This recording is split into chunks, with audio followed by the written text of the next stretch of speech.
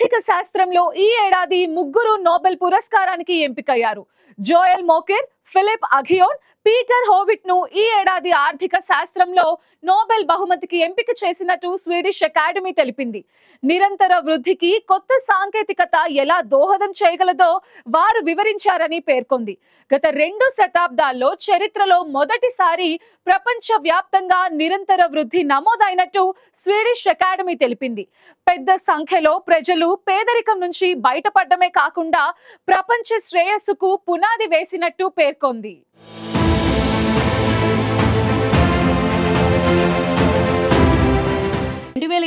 ఆర్థిక శాస్త్ర నోబెల్ బహుమతిని జోయల్ మోకియర్, ఫిలిప్ అఘియోన్ మరియు పీటర్ హోవిట్ గెలుచుకున్నారు. ఇన్నోవేషన్ ఆధారిత ఆర్థిక వృద్ధిని వివరిస్తూ చేసిన విప్లవాత్మక పరిశోధనకు గాను ఈ గౌరవాన్ని అందుకున్నారు. అక్టోబర్ 13న స్టాక్ హోల్మ్లో Royal Swedish Academy of Sciences ఈ మేరకు ప్రకటన విడుదల చేసింది. నార్త్ వెస్టర్న్ యూనివర్సిటీ ప్రొఫెసర్ అయిన జోయల్ మోకియర్ టెక్నాలజికల్ ప్రోగ్రెస్ ద్వారా సస్టైన్డ్ గ్రోత్ ప్రిక్విజిట్స్ గుర్తించడంలో చేసిన కృషికి బహుమతి సగభాగం అందుకున్నారు. మిగతా సగం France college INSEAD, London school of economics కు చెందిన ఫిలిప్ అఘియోన్, అలాగే బ్రౌన్ యూనివర్సిటీకి చెందిన పీటర్ హోవిట్ కలిసి పంచుకున్నారు. వీరికి క్రియేటివ్ డిస్ట్రక్షన్ ద్వారా సస్టైన్డ్ గ్రోత్ థియరీకి బహుమతి లభించింది. మొత్తంగా ఇన్నోవేషన్ డ్రివెన్ ఎకానమిక్ గ్రోత్ వివరణకు ఈ నోబెల్ పురస్కారం అందుకున్నారు. ఈ బహుమతి విలువ 11 మిలియన్ స్వీడిష్ క్రౌన్లు ముగ్గురు కలిసి పంచుకోనున్నారు. Nobel committee member John Hassler Mokyr historical అబ్జర్వేషన్లతో సస్టైన్డ్ గ్రోత్ ఫ్యాక్టర్స్ గుర్తించారని, అఘియోన్ హౌయిట్ మ్యాథమెటికల్ మోడల్తో క్రియేటివ్ డిస్ట్రక్షన్ వివరించారన్నారు.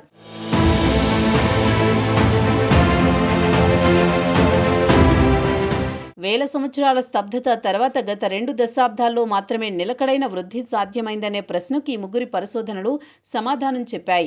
ఒక దేశంలో సాంకేతిక ఆవిష్కరణలు నిలకడైన వృద్ధికి దారితీయాలంటే వాటికి శాస్త్రీయ అవగాహన, మద్దతు ఉండాలని, ఉద్యమ విప్లవానికి ముందు కాలంలో సాంకేతికతలు ఎలా పనిచేస్తున్నాయన్న దాని వెనుక శాస్త్రీయ వివరణలు లేకపోవడం వల్ల సమాజాలు ఆ ఆవిష్కరణలపై మరింత అభివృద్ధి సాధించలేకపోయాయని మోకియర్ విశ్లేషణల ద్వారా వెల్లడైంది.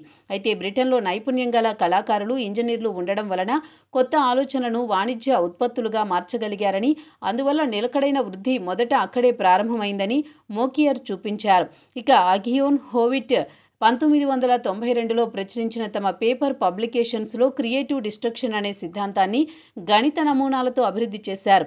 ఇది కొత్త ఆవిష్కరణలు పాత సాంకేతికతలను ఎలా భర్తీ చేస్తాయో అదే ప్రక్రియ నిరంతరం వృద్ధిని ఎలా ప్రేరేపిస్తుందో చూపించింది.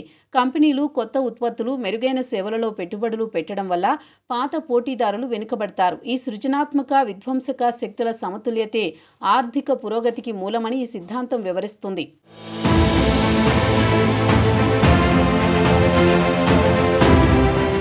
ఇటీవలి కాలంలో సాంకేతిక పురోగతి మందగించవచ్చని ఆందోళనలు వ్యక్తమవుతున్న నేపథ్యంలో ఈ బహుమతి ప్రత్యేక ప్రాధాన్యం సంతరించుకుంది.